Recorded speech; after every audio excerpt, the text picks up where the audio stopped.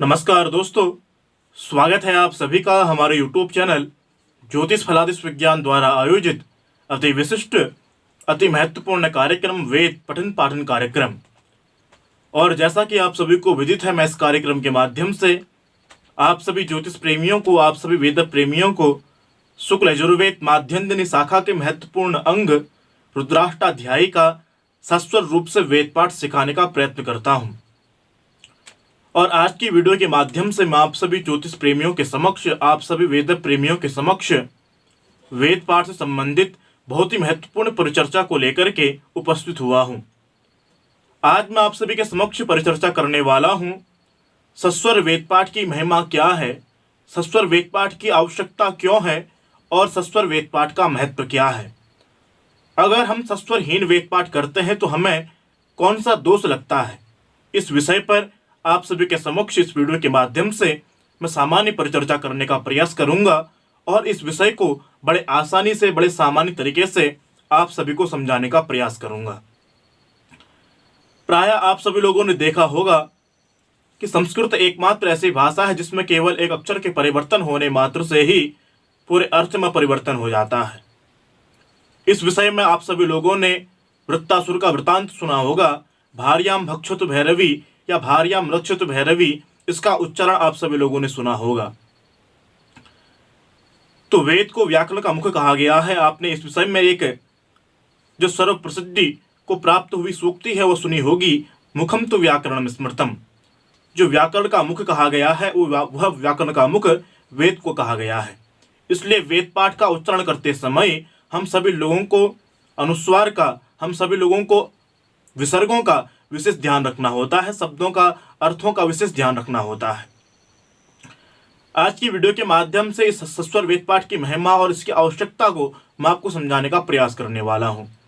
आप सभी लोगों ने प्रायः दक्षिण भारत में सस्वर वेद पाठ की प्रधानता को देखा होगा, लेकिन हमारे उत्तर भारत में सस्वरहीन वेद पाठ किया जाता है। अब सस्वरहीन वेद पाठ में और सस्वर वेद पाठ में क्या इन दोनों में समानता है, अगर हम सस्वरहीन वेद पाठ करते हैं तो हमें कौन सा दोष लगता है, इस विषय को मैं आप सभी के समक्ष रखता हूं। इस विषय को मैंने पाणिनि शिक्षा के माध्यम से लिया है। आप चाहे तो पाणिनि शिक्षा में इनको देख सकते हैं। सर्वप्रथम अगर हम सस्वरहीन वेद पाठ करते हैं तो उसका दोष हमें क्या लगता है, तो इसके विषय में पाणिनि शिक्षा के शास्त्रकार महर्षि पाणिनि कहते हैं, हस्तहीनम यो धीते स्वर वर्ण विवर्जितम ऋग्यजुः सामवेर्दग्धो वियोनिम मधिगच्छति। पाणिनि शिक्षा के शास्त्रकार कहते हैं, जो व्यक्ति समस्त शिक्षा शास्त्रों का अध्ययन करने के पश्चात भी उदात्त, अनुदात्त और स्वरित इन स्वरों से रहित यजुर्वेद का पाठ करता है। आप सभी जानते हैं सारे वेदों की अलग अलग शिक्षाएं हैं। ऋग्वेद की शिक्षा की हम चर्चा करें तो ऋग्वेद की शिक्षा के अंतर्गत पाणिनि शिक्षा आती है, स्वरांकुश शिक्षा आती है, अथर्ववेद की शिक्षा के अंतर्गत गौतमी शिक्षा आती है, नारदी शिक्षा आती है। हमारे पाणिनि शिक्षा के शास्त्रकार महर्षि पाणिनि कहते हैं, ये समस्त शिक्षा ग्रंथों का अध्ययन करने के पश्चात भी उदात्त, अनुदात्त, स्वर से रहित सस्वर वेद पाठ कोई यजुर्वेद का करता है। अगर कोई सामगान करता, अंगुली अंगुष्ठ के माध्यम से प्रदर्शन करने वाले स्वरों से रहित सामगान का गायन करता है, तो ऐसे व्यक्तियों को वेदत्रय के द्वारा प्रज्वलित अग्नि से जलाया जाता है। आप सभी जानते हैं वेदत्रय किसे कहा गया है। ऋग्वेद, यजुर्वेद, सामवेद, इनको प्रायः वेदत्रयी कहा गया है। पाणिनि शिक्षा के शास्त्रकार कहते हैं, जो लोग सस्वरहीन वेद पाठ करते हैं, चाहे वह यजुर्वेद का हो, चाहे वह सामगान का हो, सामवेद का हो, तो उनको, ऐसे व्यक्तियों को वेदत्रय के द्वारा प्रज्वलित अग्नि से जलाया जाता है। अंत में वियोनिम मधिगच्छति। ऐसे लोग, वियोनिम का तात्पर्य यहाँ पर नरकगामी होते हैं और नरक को प्राप्त होते हैं। ये सस्वरहीन वेद पाठ का बहुत बड़ा दोष बताया गया है पाणिनि शिक्षा में महर्षि पाणिनि के द्वारा।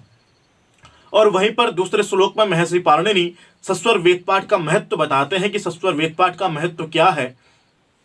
हस्तेन वेदम यो धीते स्वर वर्णार्थ संयुतम ऋग्यजुः सामभिपूतो ब्रह्मलोके महीयते।